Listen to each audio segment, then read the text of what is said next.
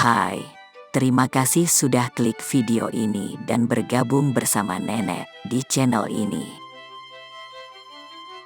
Catatan Nenek kali ini akan membahas tentang kasus pembunuhan berantai, Garavito, La Bestia. Luis Alfredo Garavito Cubillos, atau Luis Garavito, lahir di Genova, Quindio, Kolombia, tanggal 25 Januari tahun 1957.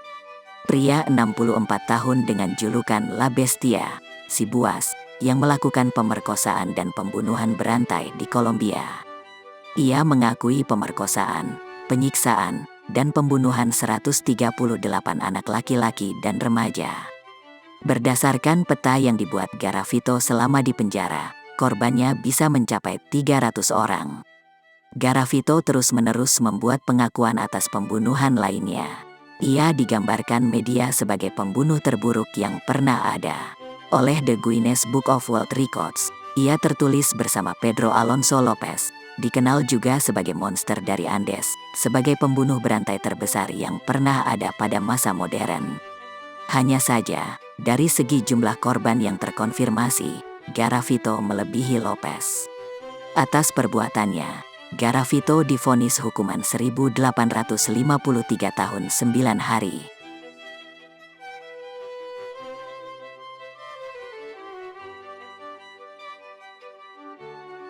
Jalan hidup.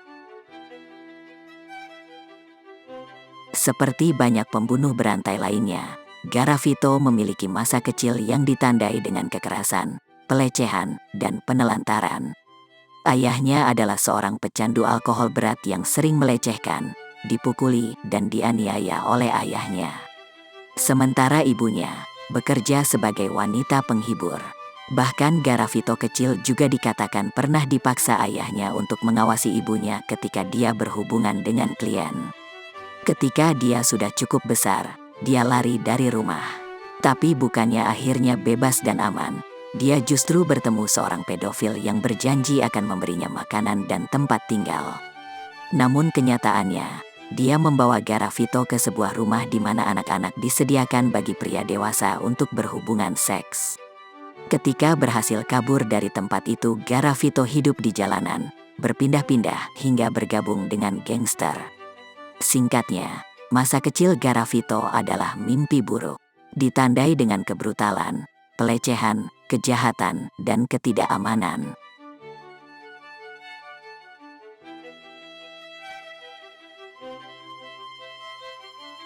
Cerita pembunuhan.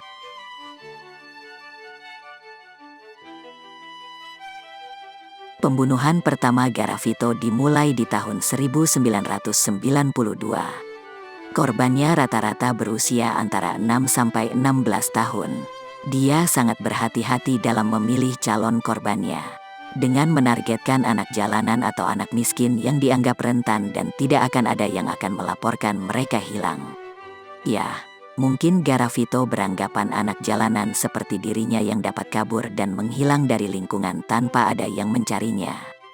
Untuk dapat menarik calon korbannya, dia menawarkan anak-anak tempat tinggal, permen, uang, atau pekerjaan. Untuk menghindari dan menutupi kecurigaan, dirinya menyamar sebagai karakter tertentu. Misalnya, Garavito berdandan seperti pendeta, lelaki tua, petani, hingga pengedar narkoba. Penyamaran ini dilakukannya secara teratur untuk menghindari kecurigaan. Setelah berhasil memikat dan mengiming-imingi calon korbannya, selanjutnya untuk melumpuhkan korban tersebut dia akan mengajaknya pergi berjalan jauh. Hingga anak tersebut kelelahan sehingga dapat mudah dilumpuhkan olehnya. Terbukti trik ini berhasil, dan dilakukannya selama ratusan kali. Selanjutnya, dia mengikat korbannya, memperkosa, menyiksanya hingga tewas. Berdasarkan hasil investigasi pihak kepolisian, dalam beberapa kasus, dia akan memotong alat kelamin mereka dan memasukkannya ke dalam mulut korban. Garavito juga memenggal banyak anak laki-laki. Mayat biasanya ditemukan di kuburan dangkal dengan beberapa bekas gigitan, dan tempat kejadian perkara dikelilingi oleh botol minuman keras.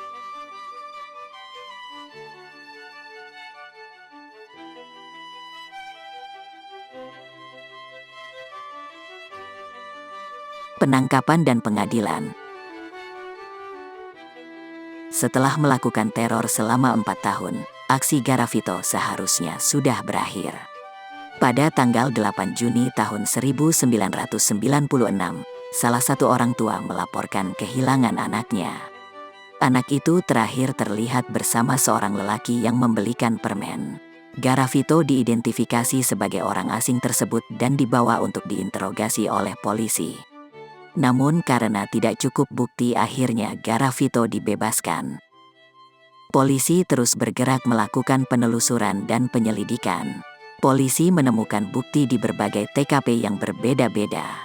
Di antaranya, TKP dari 25 mayat korban Garavito pada November tahun 1997 dan TKP penemuan 2 mayat korban pada Februari tahun 1998. Polisi berhasil mengumpulkan beberapa alat bukti, di antaranya sebuah alamat, dokumen pembunuhan, kacamata, serta sampel DNA di TKP-TKP tersebut.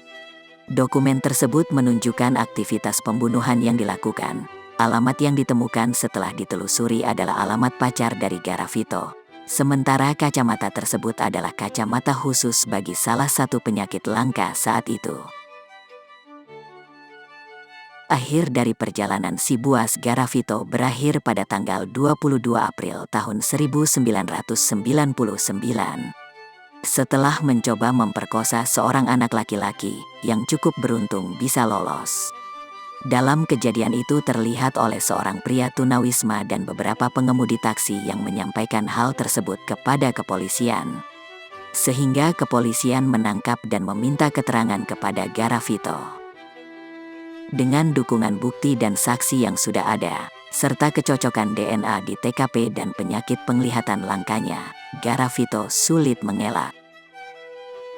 Akhirnya, Garavito mengaku telah membunuh 140 anak di Kolombia dan didakwa dengan 172 pembunuhan.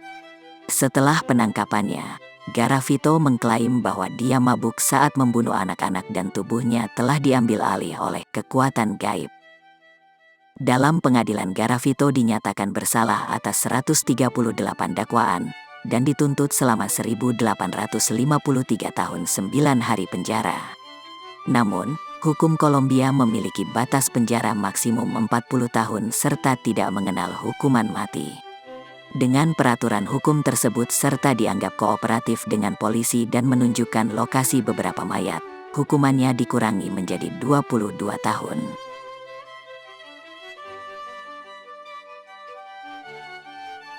(2021) Jumlah pasti korban Garavito tidak akan pernah diketahui, tetapi bisa mencapai 400 menurut beberapa informasi.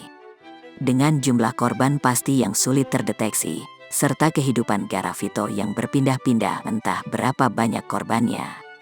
Belakangan Garavito pernah tinggal di Ekuador dan dikaitkan dengan pembunuhan anak laki-laki di sana. Melihat waktu kurungan penjara di atas, dalam waktu dekat di tahun 2021 ini Garavito dapat menghirup udara bebas. Bagaimana menurut pendapat kalian?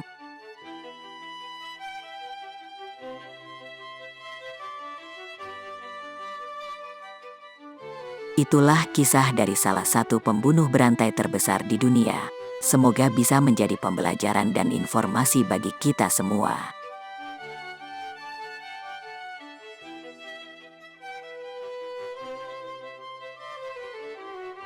Terima kasih sudah menonton sampai akhir. Jangan lupa untuk dukung channel Nenek dengan subscribe channel Catatan Nenek, serta tinggalkan like dan komentar cucu sekalian di bawah. Dan sampai jumpa di cerita nenek selanjutnya.